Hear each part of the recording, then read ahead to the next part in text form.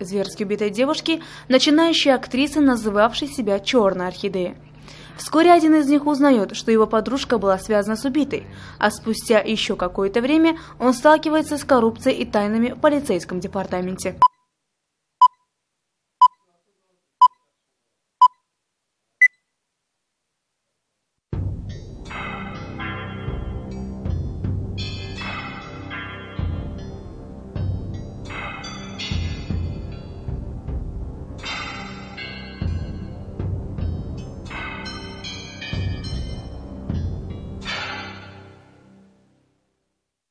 Ассалаумағалейкум, қадірлі телекөрермендер. Эфирде әдеттегідей кезекші бөлімнің кезекті санын назарларыңызға ұсынып отырмыз.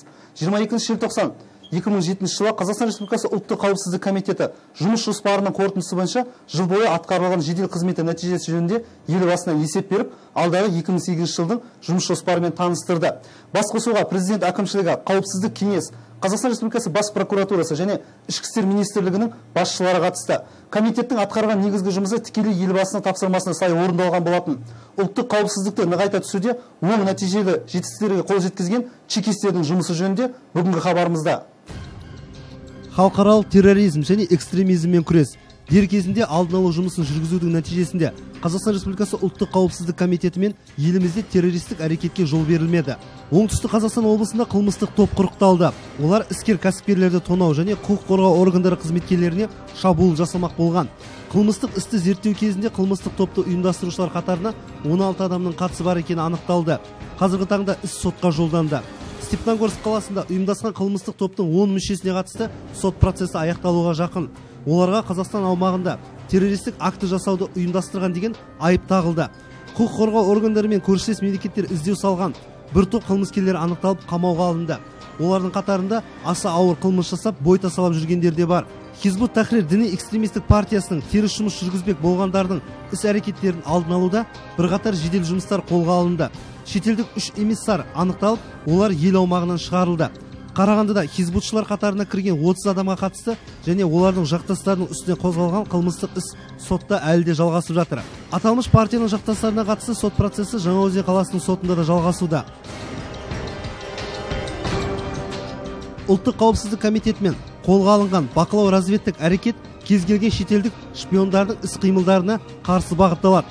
Шетелдік арнайы қызмет миссиясының жұмысына тосқауыл қойып, оларды анықтау, ел аумағынан шығару жұмыстары да нәтижелі болды. Мәселен, осындай шпионаж жолымен келген шетелдік бір топ азамат Алматы қаласында бар екені анықталды. Сонымен қатар 4 елдің арнайы қызмет саналатын 4 агенті және 6 өзге қызметкерлері анықталып, олар ұлттық қауіпсіздік комитетінің назарында жедел бақылауда тұр.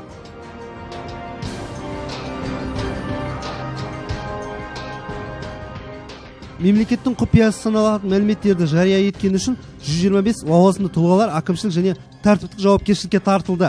Мемлекеттік органның бірінде жұмыс жасайтын бірқатар лауазымды тұлғалардың үстерінен қозғалған қылмыстық істер зерттеліп жатыр. Оларға мемлекеттік құпияны таратты деген айып тағылған болатын. Заманауи технологияларды жүзеге асыруда жоспарға алынған мәлімет қауіпсіздігі, ақпарат қауіпсіздігін қамтамасыз ету үшін электрондық үкімет жобасы жүзеге асырылды.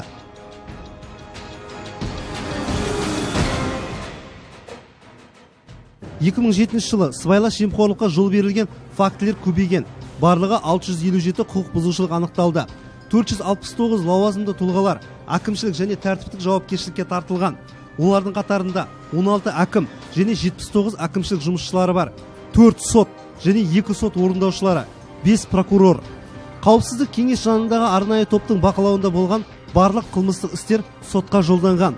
Жер телімдерін сатуда заңсыз сыйақы алу жолымен қызмет бабын асыра пайдаланған аудан және қалалық әкімдері, жер қатынастары бөлімінің басшылары мен бірқатар жұмысшыларына қатысты 21 қылмыстық іс қозғалған. Тұрғын үй құрылысы бағдарламасы аясында Атырау, Орал, Алматы, Павлодар және Жамбыл облысының әкімшілігінің лауазымды тұлғаларының сыбайлас жемқорлыққа қатысы бар екендері анықталды. Көкшетау қаласы әкімінің орынбасары сотталды. Қамауға алынғандардың қатарында 17 қылмыстық топтың жетекшілері де бар. Ресей және Еуропадан елімізге заңсыз жолмен жеткізілетін шетелдік қымбат автокөліктердің ұрлану фактілері кеңінен орын алып келеді. Айдап кету жолмен әкелінетін каналдарда анықталып, тосқауыл қойылды.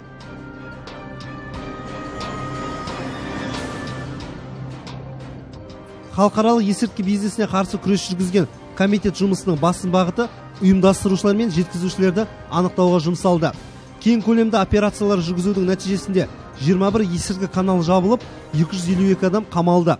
Заңсыз айналымнан 1 тоннаға жуық есірткі заты тәркіленді. 688 келі героин және опия.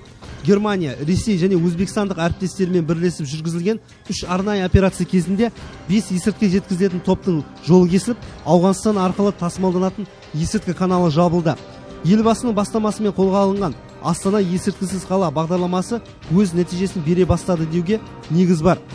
95 келі есірткі тәркіленді, 54 қылмыстық іс қозғалды. 23 адамға қатысты істер сотта қаралып, олар тиісті жазасын алды. Қоғамдық акция аясында Астана қаласында ұлттық қауіпсіздік комитетімен тәркіленіп алынған есірткі заты өртеу арқылы жойылды. Шығыс сафари және тайфун арнайы операциясын жүргізудің нәтижесінде Қазақстанның бірқатар қаласында 2 ірі есірткі құрылымның қылмыстық әрекеттерінің жолы кесілді.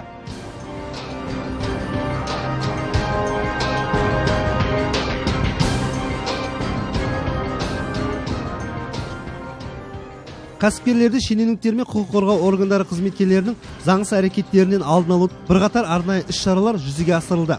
Кәсіпкердің жұмысын заңсыз тексеру, қысым көрсетіп, пара талап ету сияқты фактілер өткен жылы кеңінен орын алған.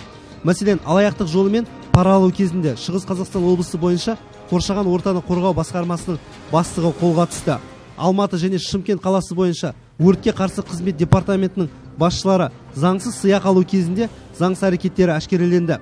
Қаржы полициясының бұрынғы қызметкерлеріне қатысты қылмыстық істің нүктесі қойылып, сот үкімі шықты. Алматы қаласы экономикалық және сыбайлас жемқорлыққа қарсы күрес департаменті бастығының орынбасары Қыстаубаев кәсіпкерлерге қысым көрсетіп заңсыз сыйақы алумен айналысқан деген айып тағылған болатын.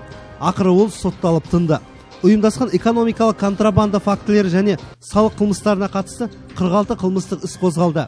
Акционерлік қоғамы Қазтрансойл мекемесінен мұнай ұрлау ұйымдастырылған болатын. Алайда оған жол берілмеді.